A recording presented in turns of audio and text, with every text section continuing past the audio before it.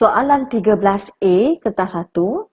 Okey, kebarangkalian JC akan menang dalam satu perlawanan badminton ialah 1/3. Okey, menang adalah 1/3. Okey.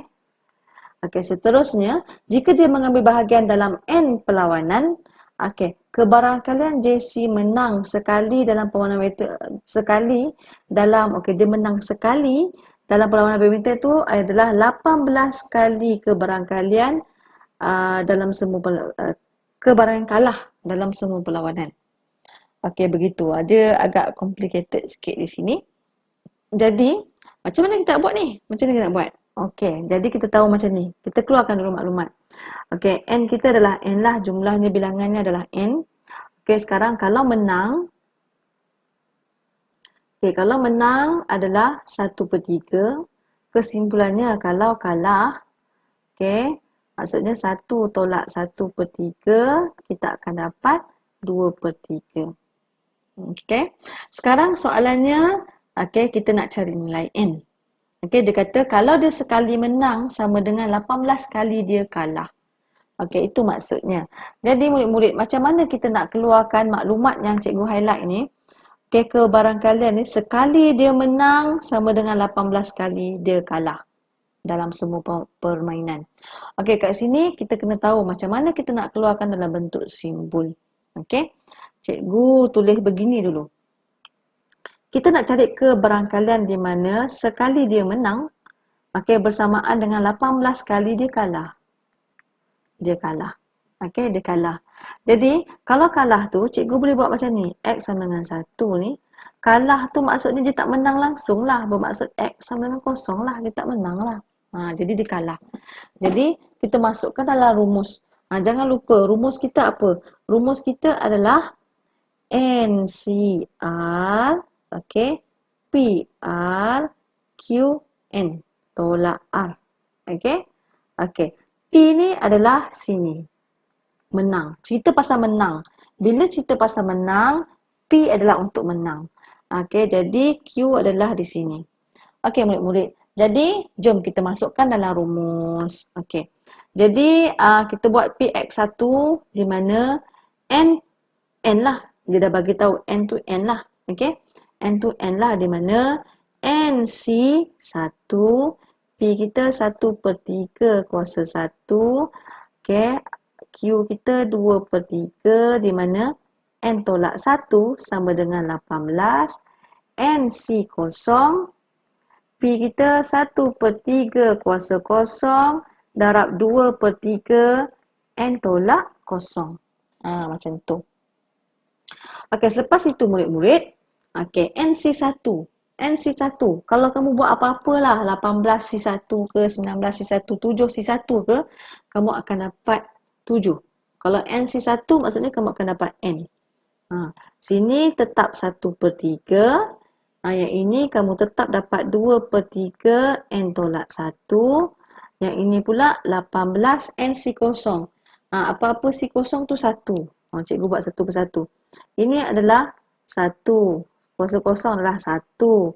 Jadi ini adalah, cikgu buat N tolak kosong tu maksudnya N lah. Maksudnya 2/3 kuasa N. Okey, kita semakin hampir ni. Kita semakin hampir. Jadi kat sini cikgu nak ringkaskan macam mana. Okey, kejap cikgu tengok.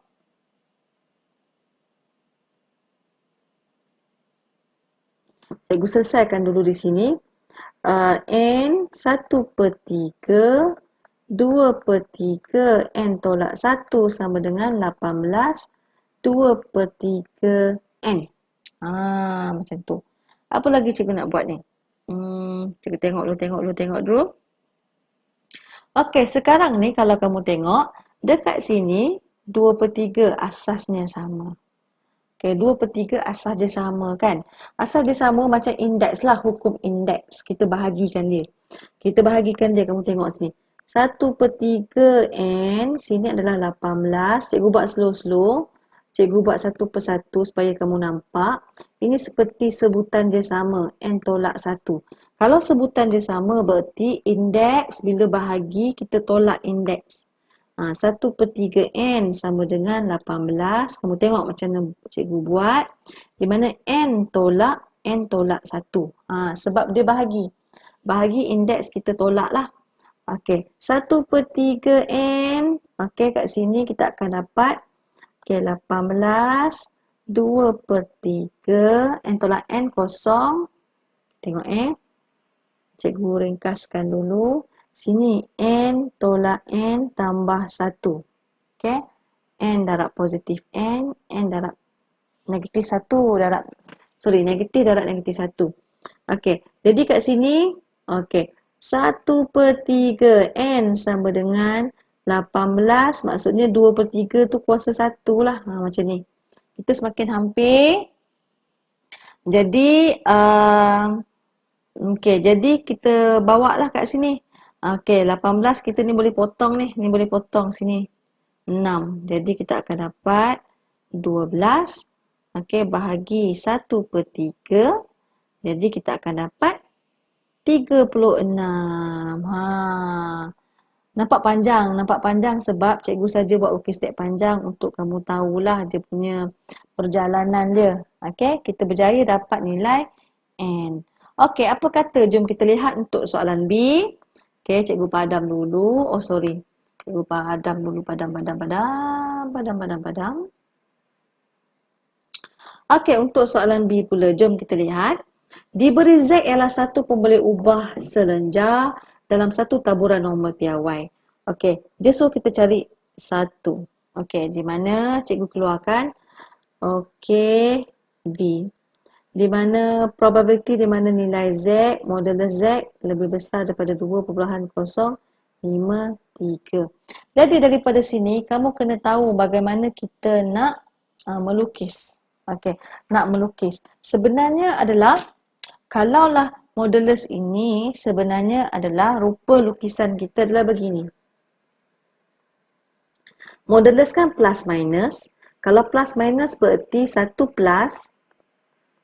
Okey, 1 minus dekat sini. Negatif 2.053. Jadi tempat berlorek kita satu lebih besar, satu lebih kecil. Di sini.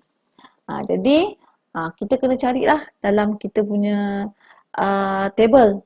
Okey, kita kena pandailah cari table kita. Okey? Macam mana kita nak cari table tu? 0 sini, 5 sini, berarti 3 sini. Jom kita cari dia punya persilangan dia. 2 5, 3. Okey, tengok kat mana cikgu dapat. Sini. Kita akan dapat 2.0202. Kita akan ada apa cikgu ni? Kita ada 0.0202. Kat sini minus berapa? Minus 1. Kita akan dapat 0.0201. Okey, boleh begitu cara dia. Okey, jadi cikgu padam balik sini. Okey, jadi kita dapat 2.0201. Berarti ini pun 0.0201 dia punya keberadaan kalian. Sini pun sama sebab dia simetri. Okey, berarti nilainya adalah 2 kalilah 0.0201. Berarti kita dapat 0.0402. Berjaya untuk mencari yang pertama. Good. Okey. Jadi seterusnya, kita nak cari yang kedua pula. Okey, ini kalau lebih besar. Okey, kalau lebih besar lebih besar begitu caranya. Okey, kalau lebih besar kita ada 2 lorekan. Kalau lebih besar 2 lorek. Okey, kalau lebih kecil. Okey, kalau lebih kecil. Kalau lebih kecil pula, jom kita tengok di mana probability, di mana modulus Z. Apa benda ni? 0.351. Okey, 1.351. Okey, kalau lebih kecil pula, cara kita nak lukis kita punya graf. Alamak. Okey, cara kita nak lukis graf kita begini. Okey. Okey. Satu positif, tetap satu positif, satu negatif, 1.351. 1.351 tetap sama negatif, tetapi kalau lebih kecil lorekan kita, kebarangkalian kita berada di tengah-tengah. Okey, berada di tengah-tengah. Jadi bila berada di tengah-tengah, kita kena cari tail kita, ekor kita. Disebabkan dia simetri, kita nak cari tail kita ni. Okey, kita masih menggunakan taburan normal Okey, kejap ya. Taburan normal. Tengok cari balik mana tadi. Okey, taburan normal. Kita keluarkan balik. Okey. Mana tadi? 1.351. Okey. 1.3. Okey.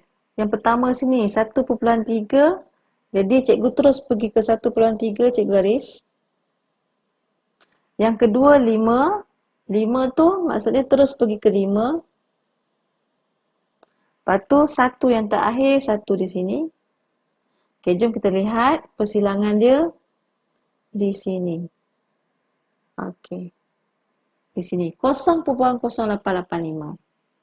Okey. Macam tak nampak je sekejap. Okey, kat sini. 0.0885. Jadi cikgu kecilkan balik.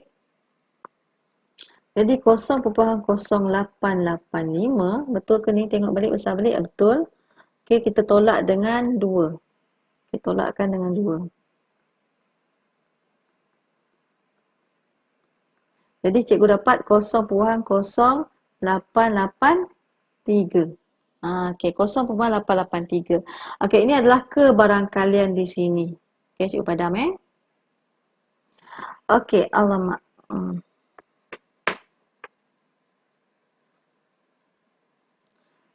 1.351 terpadam banyak pula. Okey, jadi murid-murid di sini kalau kamu lihat, ini kebarangkalian yang detail di ekor 0.0883. Disebabkan dia simetri pun sama, 0.0883. Jadi, bagaimana kita nak mencari kebarangkalian di kawasan shaded region ni? Okey, dia dah melibatkan kedua-dua bahagian. Bererti kita melibatkan satu. Sebab semua kalau kita lorek satu. Okey, 1 tolak 0.0883, kita tolak kiri dan kita tolak tail kiri, kita tolak tail kanan. Okey. 0.883. Jadi di sini kita dapatlah 0.8234. Yeay, berjaya. Selesai untuk soalan nombor 13.